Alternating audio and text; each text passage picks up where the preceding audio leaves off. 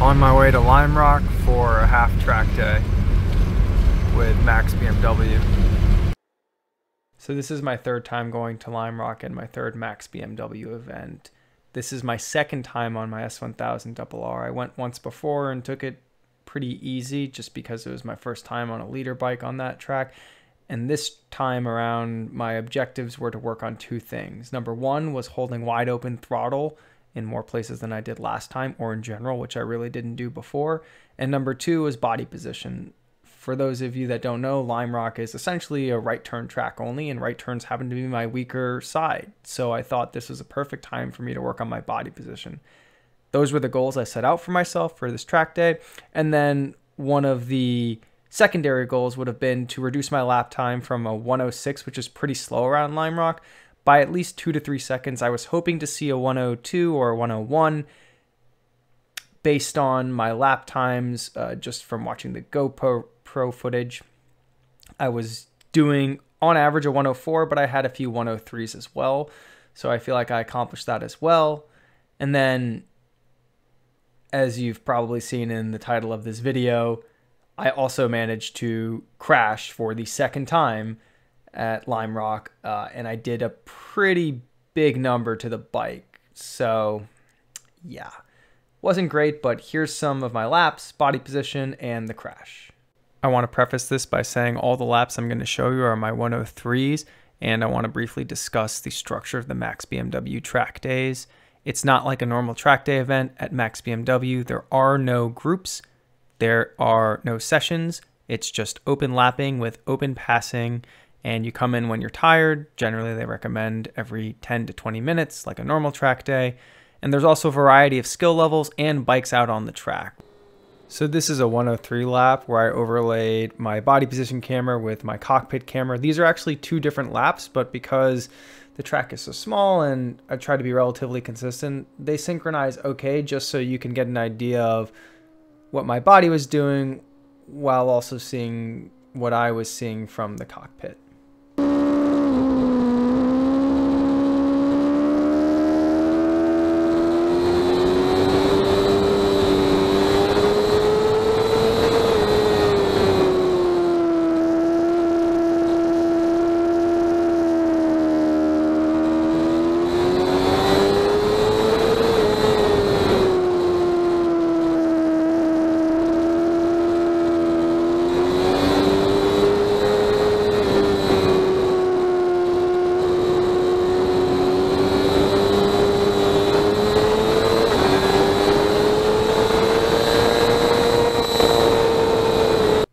And here are just a couple more 103 laps from the cockpit view.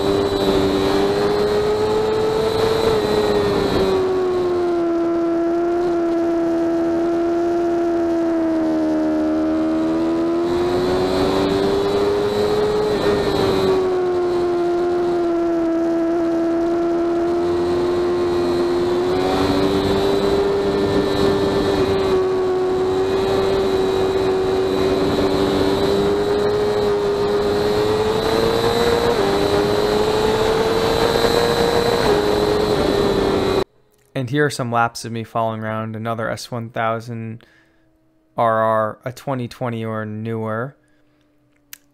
We were clicking off, I believe, anywhere between a 104 and a 103, depending on the lap traffic.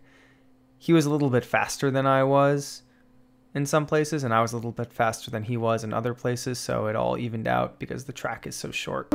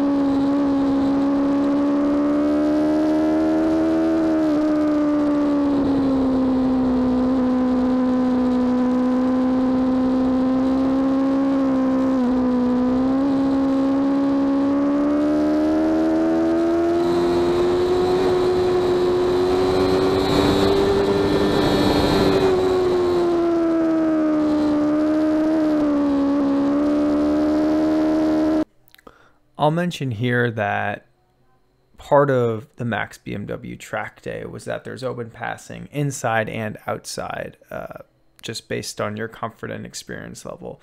Me personally, I chose, generally speaking, not to pass anybody except for on the straight, primarily because I was on one of the more powerful bikes there, a S1000RR, and Lime Rock is not necessarily built for motorcycles, so in some of the fast and technical parts there isn't a lot of runoff, there's a lot of risk, it's a short track, and so I often found myself, even though I could make a pass, and maybe it would be sketchy, maybe it wouldn't be, I didn't know these riders, I didn't know what they did. There's a variety of different bikes, as I mentioned, there's no group, so you could have any level of skill out there.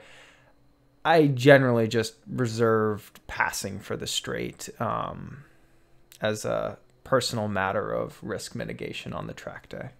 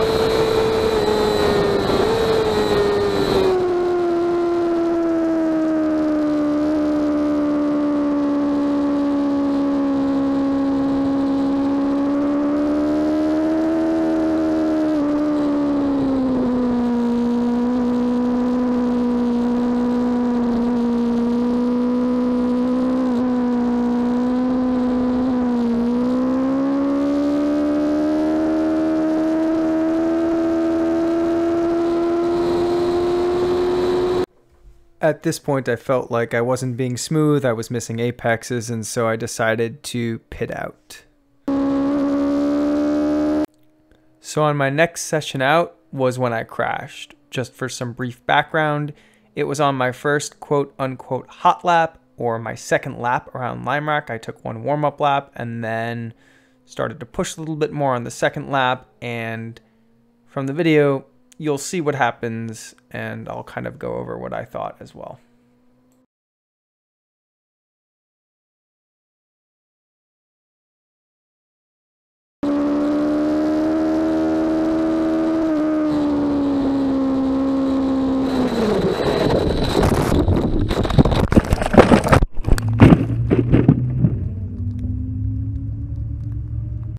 So let me just provide some brief background here. As I mentioned at the start of the video, Lime Rock is predominantly a right-hand turn track. However, there are a couple left-hand turns, and the most pronounced left-hand turn is the turn that I crashed in. It's turn 2 on the track right after the big bend, the double apex.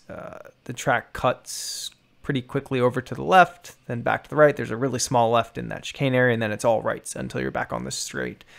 So I came into this corner on my second lap, and I wasn't carrying more speed than I had been previously, nor do I think that I was particularly offline. Maybe I was a little bit more towards the left side of the track than I was used to, which could have made me put a sharper steering input to try to drive to the apex to get the direction. That's my working theory, and what I think happened is that I didn't balance brake pressure and lean angle appropriately on potentially not fully warmed up tires. I'm not going to blame cold tires here. It's completely user error. Essentially what I believe happened is I tipped the bike in while I was still braking, and I didn't modulate or trail off the brakes at an appropriate proportion to the angle that I was trying to lean, and so I reached the limit of traction on the tires and washed out the front. From the video, it's hard to tell, but the low side was very benign for me, thankfully. I'm very happy about that. I walked away totally unharmed. The suit's a little bit more worse for wear. Airbag deployed, unfortunately, so it's a Tech Air 5. Back to Alpine Stars it goes for 2 weeks and $200. However, those are the least of my worries in regard to expenses, because the bike, as you saw in the short clip, hit the grass and tumbled. The onlookers who were watching this told me that the bike must have flipped at least 4 or 5 times. I was sliding behind it, and I know it flipped at least 3 times, if not more. Cosmetically, everything was destroyed on the front end. There's a lot of damage. I unfortunately didn't take any pictures. I was a little bit too upset with myself and the whole situation to be in the right state of mind to continue to document it, but I will in the future. But just know that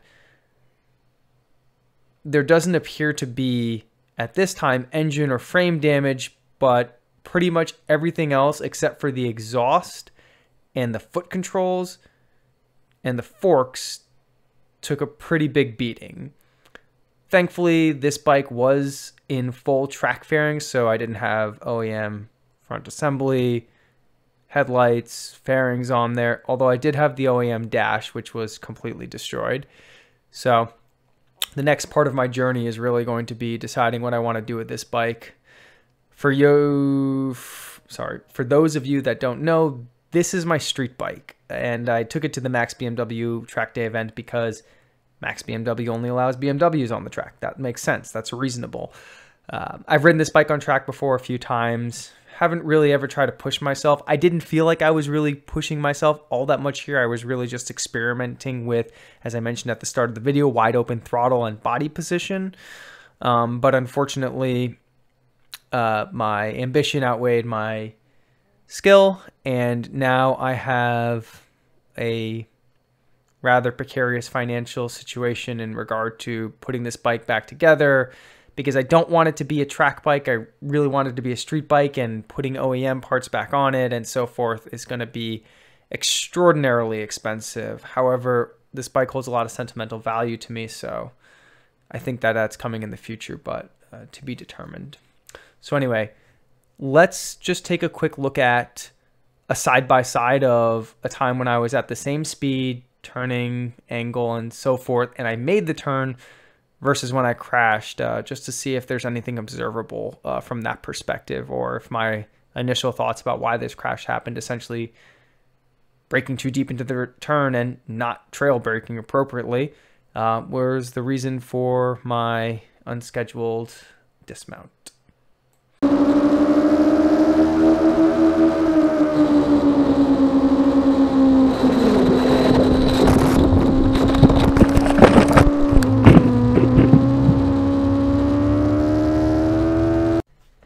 Here it is one more time, slowed down.